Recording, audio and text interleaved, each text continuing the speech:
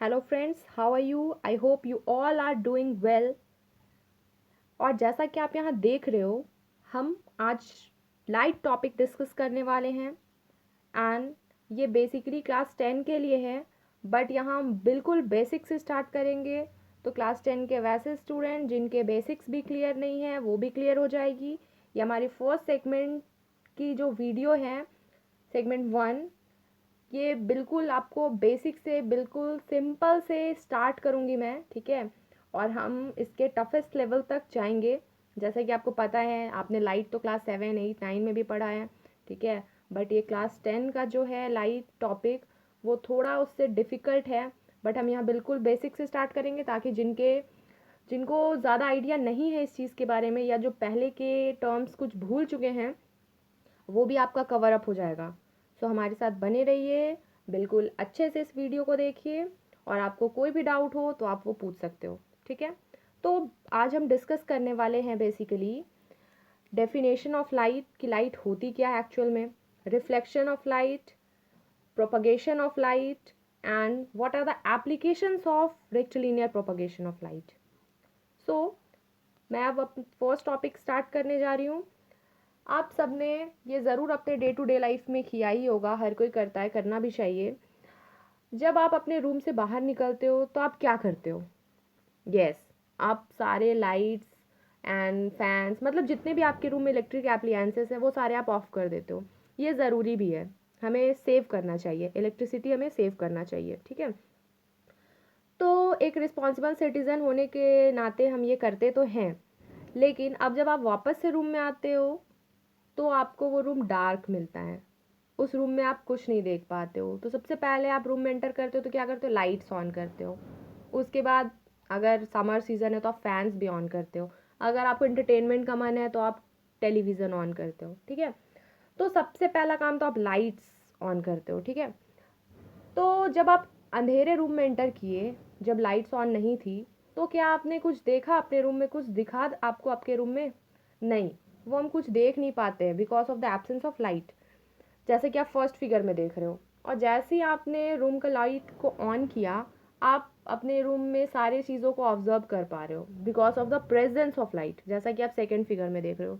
तो अब आप समझ ही गए हो कि लाइट हमारे लिए कितना इंपॉर्टेंट है।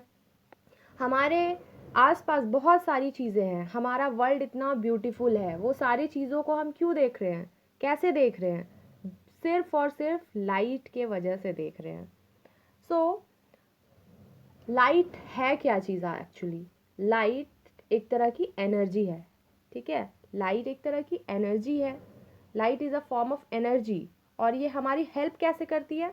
ये हमें किसी भी चीज़ को देखने में हेल्प करती है।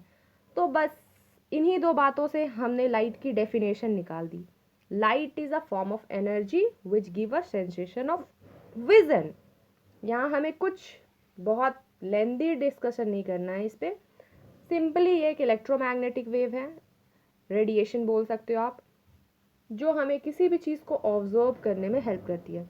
बिकॉज आपके रूम में जो भी सामान होगा, ठीक है, लाइक बेड होगा, अलमीरा होगा, वो सारे ऑब्जेक्ट्स क्या होते हैं? नॉन ल्यूमिनस होते हैं।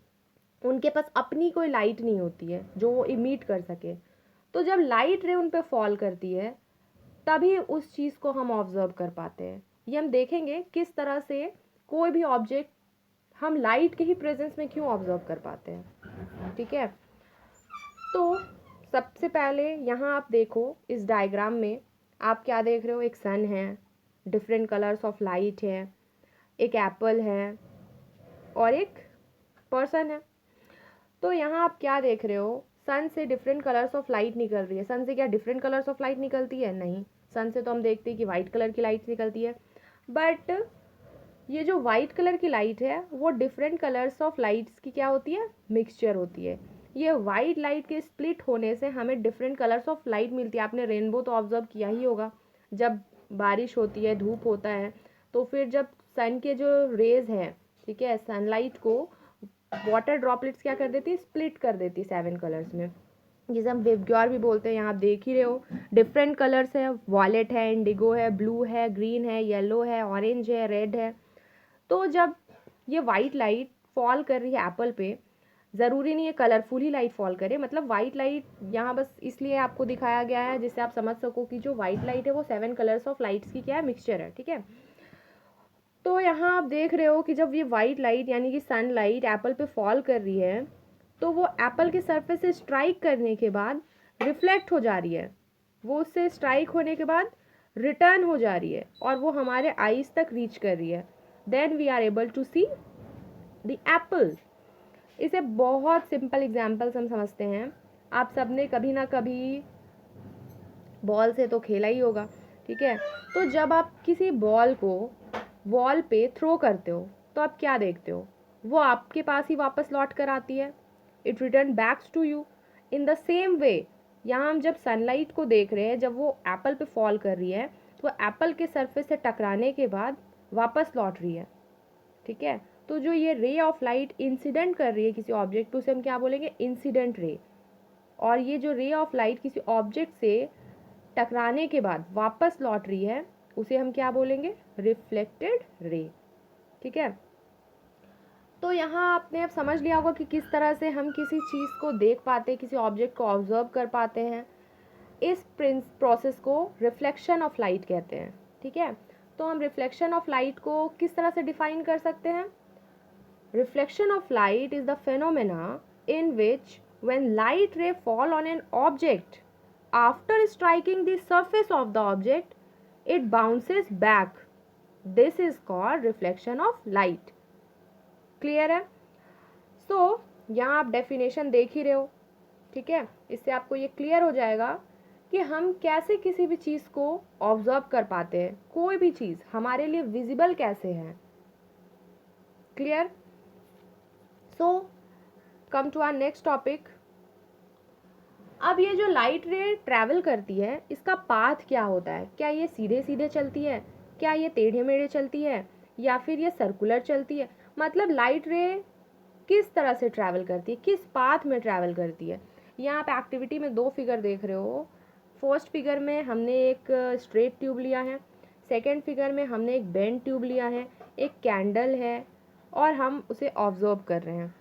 तो जब हम स्ट्रेट ट्यूब से कैंडल के फ्लेम को ऑब्जर्व करेंगे अदर एंड से तो वो हमें बिल्कुल क्लियरली विजिबल होगा, ठीक है।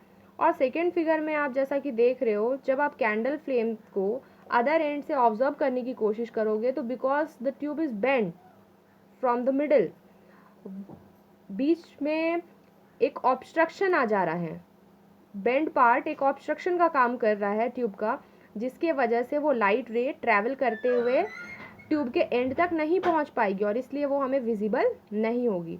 तो यहाँ से हम ये कंक्लूज़न निकाल सकते हैं कि लाइट हमेशा क्या होती है, सीधी ट्रैवल करती है अगर उसके पाथ में कोई ऑब्स्ट्रक्शन ना हो तो।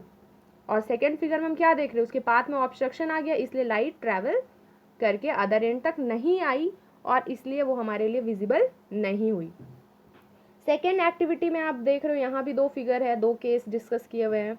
फर्स्ट केस में आप देखो हमने 3 कार्डबोर्ड लिया है A B C और तीनों कार्डबोर्ड में सेम प्लेस पे हमने एक साथ रख कर उसमें 3 होल क्रिएट किए हैं।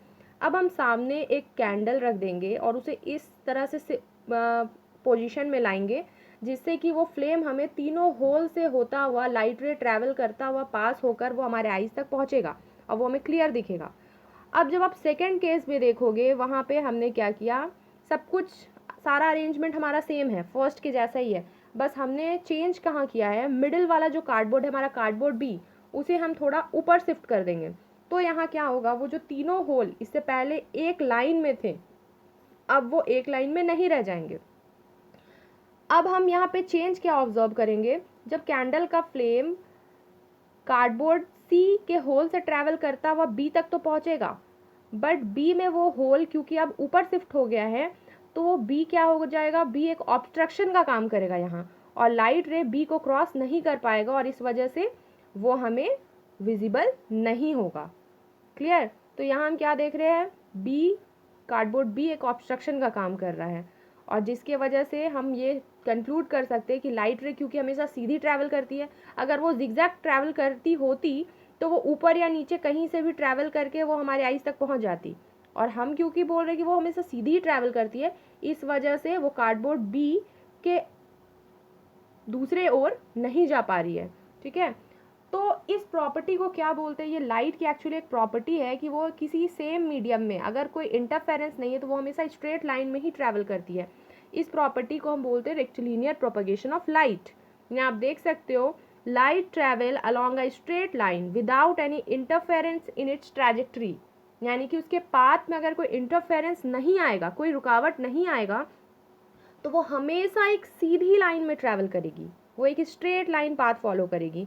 और मीडियम भी कैसा होना चाहिए, वो होमोजीनियस मीडियम होना चाहिए। अगर होमोजीनियस मीडियम नहीं रहेगा, हेट्रोजीनियस मीडियम रहेगा, तो लाइट में कैन डेविएट, ठीक है, वो डेविएट हो सकती है, उसका पाथ चेंज हो सकता है।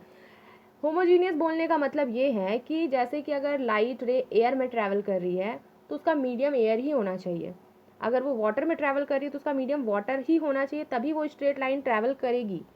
और अदरवाइज अगर मीडियम चेंज होता है तो वो डेविएट हो जाती है। इसी प्रॉपर्टी को हम रेक्टिलिनियर प्रोपगेशन ऑफ लाइट के नाम से जानते हैं, जिसमें लाइट रे हमेशा सीधी ट्रैवल करती है अगर उसके पास में कोई इंटरफेरेंस नहीं है। क्लियर। अब हम डिस्कस करेंगे ये जो रेक्टिलिनियर प्रोपगेशन हम लाइट देख रहे हैं, ठीक है, इस पे बेस्ड कुछ एप्लीकेशंस है। इस एप्लीकेशंस पे बेस्ड कुछ कुछ फेनोमेनन है जो हम अपने डेली लाइफ में देखते हैं, ठीक है। जैसे formation of image by a pinhole camera. You know that pinhole camera एक इन्वर्टेड इमेज फॉर्म करती है, ठीक है। पिनहोल कैमरा बेसिकली एक तरह का अरेंजमेंट है जिसमें हम एक पिन के साइज़ का होल बना देते हैं, ठीक है, और सामने एक स्क्रीन होता है और उसके ऑपोजिट साइड में सोर्स ऑफ लाइट होता है। तो जब सोर्स ऑफ लाइट से लाइट उस होल से होता हुआ पास करता है तो स्क्रीन पे जो इमेज बनता है वो इन्वर्टेड बनता है। क्लियर।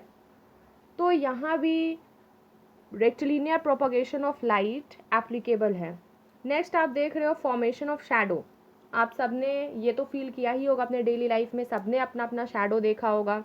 तो शैडो के फॉर्मेशन के लिए भी आपको क्या चाहिए, एक सोर्स ऑफ लाइट चाहिए, एक आपको ओपेक ऑब्जेक्ट चाहिए और एक स्क्रीन चाहिए।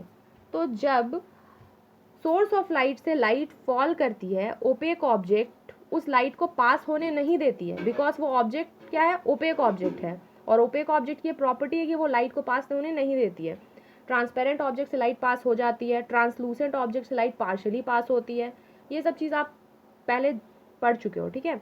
तो जब ये लाइट फॉल करती है किसी ओपेक ऑब्जेक्ट पे, तो क्योंकि वो लाइट को पास होने नहीं देती है तो वहाँ पे उसके अपोजिट डायरेक्शन में क्या होता है, एक डार्क रीजन क्रिएट हो जाता है, जिसे क्या कहा जाता है, शैडो के नाम से जानते हैं हम, ठीक है। तो ये जो शैडो का फॉर्मेशन हो रहा है वो भी किस पे डिपेंड कर रहा है, किस प्रॉपर्टी पे, रेक्टिलिनियर प्रोपगेशन ऑफ लाइट के प्रॉपर्टी पे।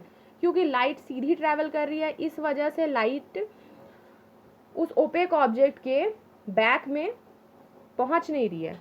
अगर लाइट जिगजैग पाथ में ट्रैवल करती तो फिर वो लाइट उस ओपेक ऑब्जेक्ट के इधर उधर कहीं से भी वो पास कर जाती और वो डार्क रीजन क्रिएट नहीं हो पाता, वो पोर्शन भी ब्राइट हो जाता, तो फिर कोई शैडो का क्रिएशन ही नहीं होता।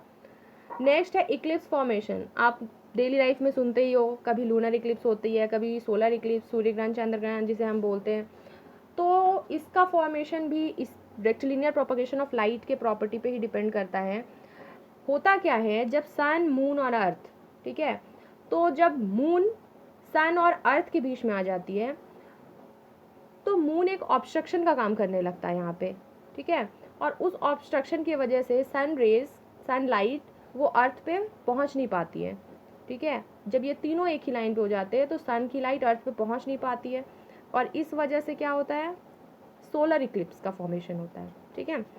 अब नेक्स्ट केस में क्या होता है, जब अर्थ बीच में आ जाती है तो अर्थ यहाँ पे ऑब्स्ट्रक्शन का काम करता है और सन की लाइट मून पे फॉल नहीं कर पाती है और इसी वजह से क्या होता है, अब हमें अर्थ से मून विजिबल नहीं होता है और इस केस को हम लूनर इक्लिप्स कहते हैं, ठीक है। तो ये सब भी इसीलिए हो रहा है बिकॉज लाइट हमेशा स्ट्रेट लाइन में ट्रैवल करती है और स्ट्रेट लाइन में ट्रैवल करने की वजह से ही जब भी कोई ऑब्स्ट्रक्शन, अर्थ या मून ऑब्स्ट्रक्शन का काम कर रहा है बीच में, तो फिर लाइट सीधी क्रॉस नहीं कर पाती है और पहुंच नहीं पाती है ऑब्स्ट्रक्शन के दूसरे साइड और इसी वजह से इक्लिप्स का फॉर्मेशन होता है। और इसी प्रिंसिपल पे ये जो नेक्स्ट हम देख रहे हैं formation of day and night, वो भी डिपेंड करता है, डे और नाइट के साथ भी सेम केस है। तो ये सारे एप्लीकेशंस थे जो रेक्टिलिनियर प्रोपगेशन ऑफ लाइट पे डिपेंड करती है।